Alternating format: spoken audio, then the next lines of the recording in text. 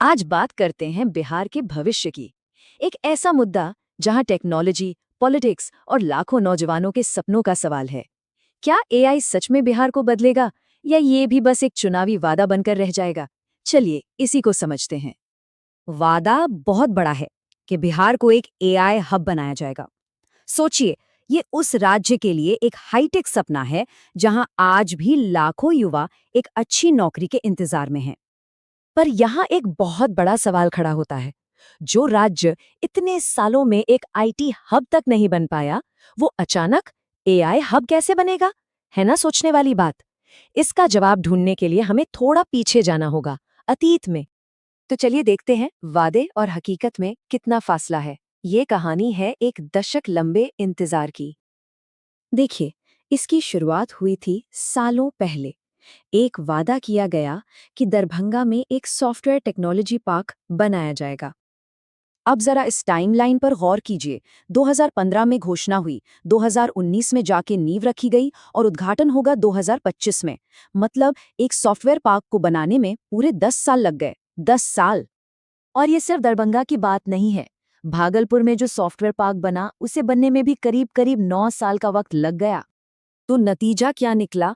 बड़ी बड़ी इमारतें तो खड़ी हो गईं, लेकिन वो हाईटेक नौकरियां कभी नहीं आई जिनका युवा सालों से इंतजार कर रहे थे। मतलब इतिहास खाली इमारतें बनाने का रहा है, इंडस्ट्री बनाने का नहीं। खैर, ये तो हुई पुरानी बात। नए वादों का क्या? चलिए अब जरा राजनीति के पीछे जो नंबर हैं, जो आंकड़े हैं, उनकी सच्चाई देखते हैं। वादों की तो जैसे बाढ़ आ गई है। कोई कह रहा है एआई हब बनाएंगे, कोई कह रहा है 5 साल में 1 करोड़ नौकरियां देंगे, तो कोई हर परिवार को एक सरकारी नौकरी देने का वादा कर रहा है। लेकिन असली कहानी तो इन नंबरों में छिपी है। देखिए, 1 करोड़ नौकरियों का जो वादा है, उसके लिए चाहिए करीब 29 लाख करोड़ रुपए। और बिहार का सालाना बजट कितना है? लगभग 3 लाख करोड़। मतलब वादे को पूरा करने के लिए जो पैसा चाहिए, वो पूरे राज्य के बजट का लगभग 10 गुना है। ये तो हिसाब ही नहीं बैठता। तो अगर ये गणित ही काम नहीं कर रहा, तो फिर वो कौन सी बड़ी तस्वीर है जिसे हम नजरअंदाज कर रहे हैं? असल में जब बिहार में ये वादे हो रहे हैं, ठीक उसी वक्त दुनिया में एआई को लेकर एक बिल्कुल अलग बहस चल रही है। ये समझने के लिए कि एआई हब का असली मतलब क्या है, हमें ये देखना होगा कि इसी पल दुनिया भर में एआई नौकरियों को कैसे बदल रहा है। ये एक अवसर है या संकट? दुनिया की बड़ी बड़ी कंपनियां जैसे अमेज़न, मेटा, टारगेट, ये सब हजारों कर्मचारियों को नौकरी से निकाल रही हैं। क्यों? क्योंकि उनका काम अब एआई और रोबोट्स कर रहे हैं। और इसी वजह से अमेरिका से लेकर यूरोप तक एक जबरदस्त बहस छिड़ी हुई है। इस वैश्विक बदलाव से बचने का एक ही तरीका है, और वो है अपस्किलिंग। इसका सीधा सा मतलब है नई टेक्नोलॉजी के हिसाब से खुद को लगातार बेहतर बनाना और नए स्किल्स सीखते रहना। और देखिए भारत का अपना नीति आयोग क्या कहता है। रिपोर्ट के मुताबिक एआई एक दो धारी तलवार की तरह है। अगले 5 सालों में करीब 20 लाख नौकरियां खत्म होंगी, लेकिन साथ ही 40 लाख नई नौकरियां पैदा भी होंगी। तो इससे एक बात तो बिल्कुल साफ है, इस नए दौर में वही टिकेगा, वही आगे बढ़ेगा जो लगातार नई चीजें सीखता रहेगा और खुद को समय के साथ बदलता रहेगा। तो फिर आज बिहार के एक नौजवान के लिए इसका मतलब क्या है? मतलब ये है कि अब अपनी सोच को पूरी तरह से बदलने की जरूरत है। नौकरी खोजने वाले से नौकरी बनाने वाला बनने की जरूरत है। तो इस नई सोच के लिए 2 कदम उठाने होंगे। पहला, एआई से डरने की बजाय उसमें मौके तलाशिए। और दूसरा, सरकारी नौकरी का इंतजार छोड़कर उन डिजिटल स्किल्स पर ध्यान दीजिए जिनकी आज पूरी दुनिया में मांग है। ये हैं भविष्य के स्किल्स: एआई और machine learning, coding, data science, digital marketing, graphic design, content creation. ये वो स्किल्स हैं जो काम आएंगी, चाहे कोई पटना में बैठा हो या अमेरिका के पालो आल्टो में। और इन स्किल्स के साथ छोटे छोटे बिजनेस शुरू किए जा सकते हैं।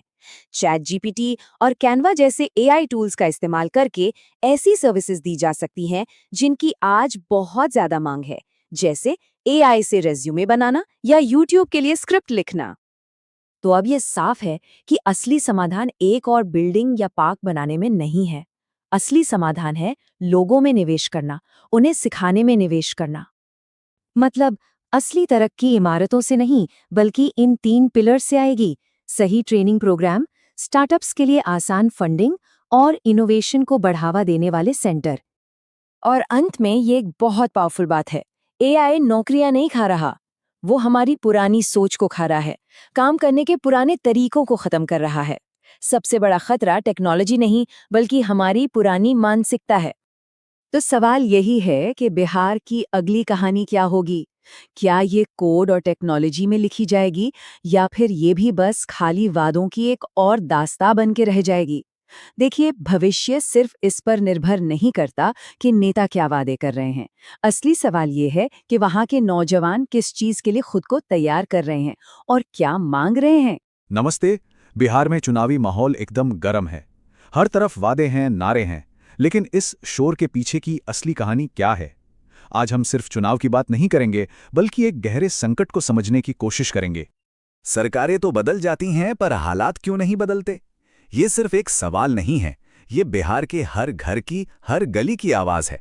आखिर ऐसा क्यों है कि दशकों बाद भी आम इंसान की जिंदगी वहीं की वहीं है? चलिए आज इसी सवाल का जवाब ढूंढते हैं। देखिए, बिहार का नाम आते ही हमारे दिमाग में राजनीति घूमने लगती है ना? पर आज हम उस सियासी चश्मे को उतारकर जमीनी हकीकत देखेंगे, क्योंकि जो आंकड़े सामने आते हैं वो किसी पार्टी की हार जीत की कहानी नहीं, वो एक बहुत बड़े मानवीय संकट की तरफ इशारा करते हैं।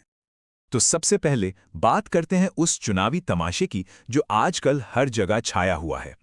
तो आजकल सुनने में क्या आ रहा है? मुफ्त राशन, फ्री बिजली, जाति का गणित, धर्म के समीकरण, बस यही सब।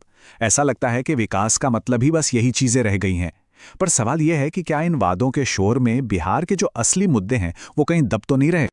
तो चलिए अब इस चुनावी शोर को थोड़ा साइड में रखते हैं और आंकड़ों की मदद से बिहार की असली तस्वीर को समझने की कोशिश करते हैं।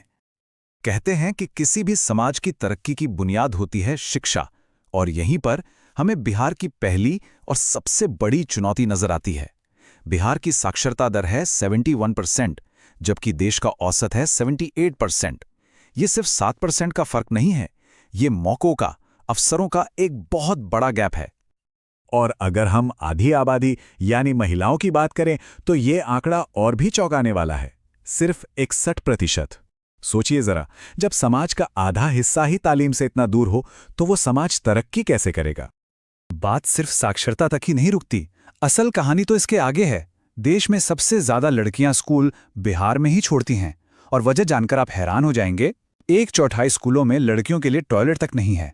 नतीजा, हायर एजुकेशन तक सिर्फ 15% ही पहुंच पाती हैं। अब आप ही बताइए, जब तालीम की नींव ही इतनी खोखली होगी तो कोई अपने हक के लिए लड़ेगा कैसे? शिक्षा की ये हालत तो हमने देख ली। अब बात करते हैं एक और टूटी हुई बुनियाद की, हेल्थ और न्यूट्रिशन। ये जो आंकड़ा आप देख रहे हैं, ये शायद सबसे ज्यादा डराने वाला है। बिहार के 42% बच्चे कुपोषण का शिकार हैं, स्टंटेड हैं, मतलब उनका दिमागी और शारीरिक विकास हमेशा के लिए रुक गया है। ये सिर्फ आज की बात नहीं है, ये बिहार की आने वाली कई पीढ़ियों के भविष्य पर एक सवालिया निशान है। और ये सिलसिला यही नहीं रुकता। बच्चे के जन्म के समय मृत्यु दर हो या मां की मृत्यु दर, दोनों ही मामलों में बिहार पूरे देश में टॉप पर है। सोचिए, बच्चे पैदा होते ही मर रहे हैं और माएं उन्हें जन्म देते हुए अपनी जान खो रही हैं। ये वो कड़वी सच्चाई है जिससे हम मुंह नहीं मोड़ सकते। और इस पूरे संकट की एक बहुत बड़ी वजह है डॉक्टरों की कमी। नियम कहता है कि हर 1000 लोगों पर कम से कम एक डॉक्टर होना चाहिए, पर बिहार में यह आंकड़ा कितना है? सिर्फ 0.3, मतलब 70% डॉक्टरों की सीधी सीधी कमी है। जरा सोचकर देखिए कि जब कोई बीमार पड़ता होगा तो कितनी बेबसी महसूस होती होगी। ये सिर्फ नंबर नहीं है, ये लोगों की जिंदगी की हकीकत है। जब एक मां को ये तक भरोसा ना हो कि उसका बच्चा जिएगा ही या नहीं, तो ये दर्द सिर्फ उस परिवार का नहीं, पूरे समाज का बन जाता है। और इसका सीधा असर परिवार की सोच पर, महिलाओं के स्वास्थ्य पर पड़ता है। चलिए अब बात करते हैं उन लाखों अधूरे सपनों की जो बिहार के नौजवान अपनी आंखों में लिए घूम रहे हैं। नौकरी और एक बेहतर कल के सपने। ये तस्वीर बिहार की आर्थिक सच्चाई को साफ साफ दिखाती है। जहां देश की औसत सालाना कमाई करीब 2.25 लाख रुपए होती है, वहीं बिहार में ये सिर्फ 54,000 रुपए है, मतलब देश के औसत का 1/3 से भी कम। आप खुद सोच सकते हैं कि इतने कम में गुजारा करना कितना मुश्किल होता होगा। और इसकी सबसे सीधी वजह है इंडस्ट्री का ना होना। पूरे देश के मैन्युफैक्चरिंग आउटपुट में बिहार का हिस्सा 1% से भी कम है। अब जब फैक्ट्री ही नहीं होगी तो नौकरी कहां से मिलेगी? नतीजा 30 से 35% युवा बेरोजगार हैं और हर साल करीब 30 लाख नौजवान काम की तलाश में अपना घर, अपना राज्य छोड़ने पर मजबूर हो जाते हैं। अब सवाल ये उठता है कि आखिर इंडस्ट्री आएगी भी कैसे? जरा सोचिए, जहां आज भी 40% गांव सड़कों से नहीं जुड़े हैं, जहां बिजली की खपत देश के औसत का सिर्फ 1/3 है, वहां भरा कौन पैसा लगाना चाहेगा? विकास के लिए जो बेसिक इंफ्रास्ट्रक्चर चाहिए वही गायब है। तो ये सारी कड़वी सच्चाई जानने के बाद चलिए एक बार फिर से चुनावी मंच पर लौटते हैं और देखते हैं कि वहां क्या हो रहा है। हर पार्टी, हर नेता सबसे ऊंची आवाज में एक ही वादा करता है, हम लाखों नौकरियां देंगे। लेकिन इन सब वादों के बीच जो सबसे अहम सवाल है वो कोई नहीं पूछता। वो सवाल है कैसे? देखिए, सरकारी नौकरी का पैसा आता है टैक्स से और टैक्स आता है इंडस्ट्री से। अब जब बिहार में इंडस्ट्री ही नहीं है तो टैक्स का पैसा कहां से आएगा? मतलब बिना किसी ठोस इकोनॉमिक प्लान के नौकरियों के ये सारे वादे खोखले नहीं तो और क्या है? तो फिर सवाल उठता है कि इसका हल क्या है? देखिए, इसका जवाब नेताओं के वादों में नहीं बल्कि जनता के अपने हाथों में है। असली फैसला तो लोगों को ही करना होगा। एक जागरूक वोटर होने के नाते क्या किया जा सकता है? सबसे पहले वोट जाति और धर्म पर नहीं बल्कि असली मुद्दों पर दें, शिक्षा, स्वास्थ्य और रोजगार पर। दूसरा, नेताओं से बिना डरे सवाल पूछें। और तीसरा, ऐसे लीडर को चुनें जो मैं की नहीं हम की बात करें, जो समाज को तोड़ने की नहीं जोड़ने की बात करें। और आखिर में बस एक बात याद रखनी है कि लोकतंत्र का राजा कोई नेता नहीं होता, राजा तो जनता होती है। और जिस दिन जनता अपने असली मुद्दों के लिए जाग जाएगी, यकीन मानिए उस दिन बिहार के हालात बदलते देर नहीं लगेगी।